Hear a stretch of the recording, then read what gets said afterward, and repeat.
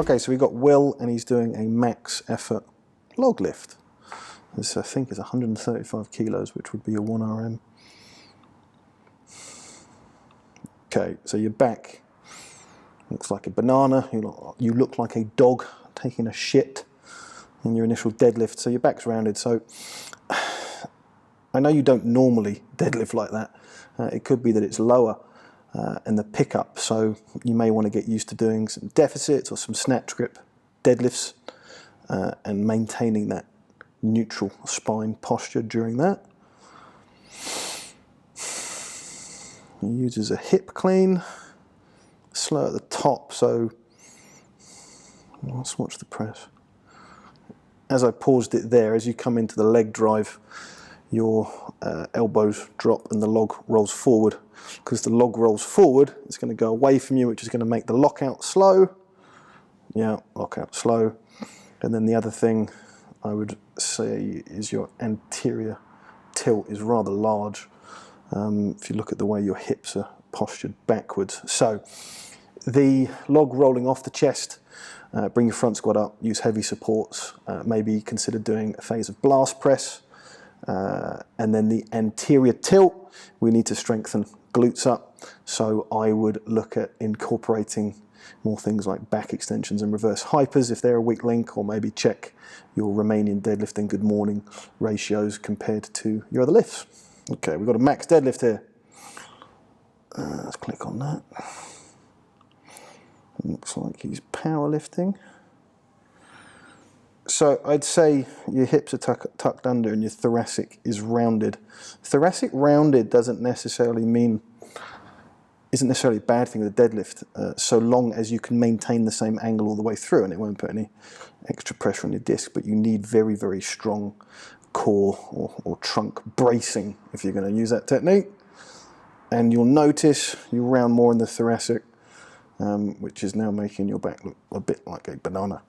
So as you go up, you push your knees through to finish the lift quickly.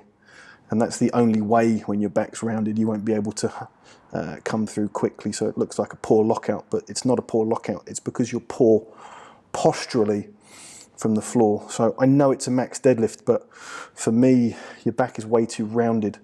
If you want to continue like that, my recommendation would be to do more rounded back extension work to make sure you're strong there, but also make sure you do a lot of trunk work like windmills, gar hammers and lower ab work, because you're going to end up with some sort of issue at some point. My best recommendation though would be to not deadlift in this fashion.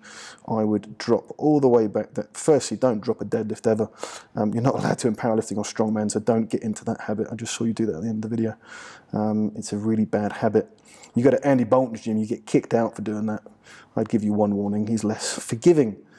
But yeah, I would, as you've mentioned in your message, use the conjugate template, but you're going to have to leave your ego at the door and take it all the way back. I see it all the time with people.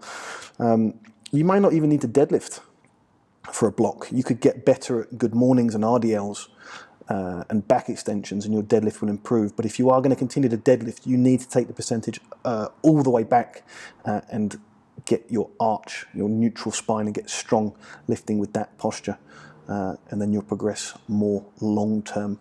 Deadlifting like this will give you a very short lifting career.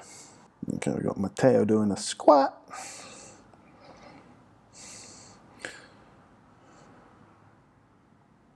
All right, there's the first thing. You took too long to walk out. Walk out should be under the bar, 1 step, 2 step. If you watch, you fiddle around, let's minimize it and bring it back up again. Start the video again. You step out, take extra steps. So it goes, should be 1, 2, then no more movement. 3, 4 steps, 5 steps, little wiggle, not tight enough. So you need to walk out with more intent. Grip the bar, 1 step, 2 step squat. So you need to perfect getting the walkout into exactly where you want to be. There's 2 things going on the squat that I can see. One's really pernickety. In fact, they're both really pernickety. The squat is generally not bad. I'm a bit, it might be the angle, but the depth doesn't look fantastic to me for an Olympic depth squat, an Olympic style squat. So I'd look to try and increase depth, whether it's ankle tightness or something else. There is a slight shift towards your left. This will exacerbate hip issues as you go into heavier weights or you squat more and more often. It's only minimal, but it's something to definitely take action on. And then there is a decent level of butt wink, usually indicative of poor core or trunk strength or bracing. So it could be a cue where you just need to get tighter. It could be the fact that, you know, those muscles are weak and you need to strengthen them up. If they are weak, common issue that I see is people forget that the trunk is 4 sides, so you need to look at QLs, obliques, as opposed to just rectus abdominis and erector spinio. But it's not a bad squat. Feet are stable, so you've got a lovely solid base to springboard from. So there's only a few things I would look at. Okay, we've got Robert doing a sumo. Woo!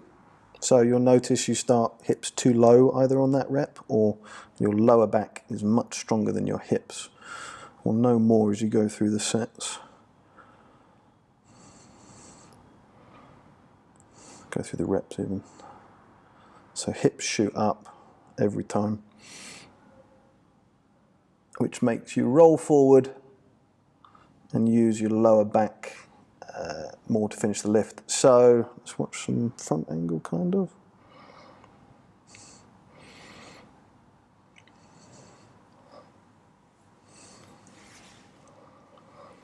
I would look to do more hip work. I wouldn't say your technique is horrendous, but you're dropping your hips too low, which is making you roll over and use your lower back to lift up. But I would say your hips are probably a little bit too weak because you can't get an optimal starting position. You do want to start with hips lower, but you don't have the strength to do it. So that being said, more powerlifting style squats where you load the hips more with a wide stance. I would do good mornings with a wide stance. If you've got access to a belt squat, that would really help overload the hip motor pattern as well, so you don't have to put a bar on your back and squat multiple times a week. That's a great idea.